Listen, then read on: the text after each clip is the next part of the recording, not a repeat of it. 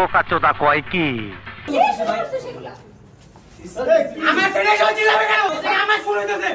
মানে এরা আপনারা তো দেখতে পাচ্ছেন, এরা একটা রুমের মধ্যে মারামারি করতেছে, সে রুমের মধ্যে হাতাহাতি করতেছে, আবার ক্যামেরা দিয়ে ভিডিও রেকর্ড হইতেছে। তার মানে কি বোঝা যাচ্ছে, এটা এদের একটা নাটক। আরে ভাই, টিকটক থেকে যদি কাউকে ধরে আপনারা নাটকে আনেন তাহলে কি এটা হয়?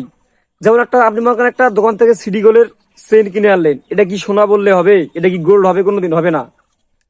এখন আমার প্রশ্ন হচ্ছে, এদের ভিডিওর কাহিনী থেকে সবাই বলতেছে হাই হাই, আর ওই মিমের জন্য মিরাজ আর সাকিব মারামারি করতেছে। আরে ভাই, এরা আমাদেরকে কোয়াট খাওয়াতেছে ভাই, এটা তো আগে বোঝার লাগবে ভাই। এটা আমাদের একটা প্ল্যানিং ছিল, যাই হোক আমরা আগে ক্লিয়ার করে দিই। মানে আমি একটা কথা আগে শুন, তোদের কানে যদি কোনোদিন ভিডিওটা যায়, মানে আমি যদি অনলাইনের, মানে আমার দ্বারা যদি অনলাইনটা কন্ট্রোলে থাকতো, যে আমি যা বলতাম তাই হইতো, তাহলে তোদের মতন কিছু বালছিরো পোলাপানদের একদম কানের নিচে কান গরম করে ফেলাইতাম। দর্শককে তো সবকিছুর জন্য আমরা আসলে দুঃখিত।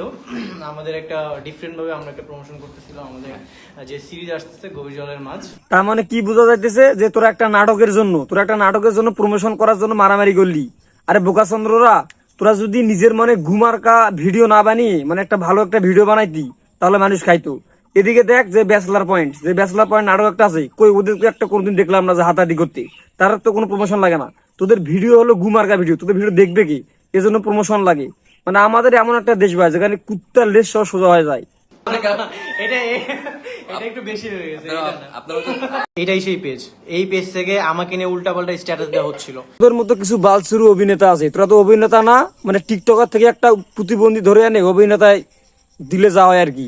মানে তোরা পার্সোনাল লাইফ নিয়ে যেভাবে অনলাইনে মাতামাতি করিস, তোরা একটা কাজ করিস, যখন বিয়ে করবি না, বিয়ের সময় রাত্রেবেলা বইয়ের সাথে যা করবি সব একটা ক্যামেরাতে রেকর্ড করে দিয়ে দিস, তাহলে একটু আরো প্রমোশন হয়ে যাবে।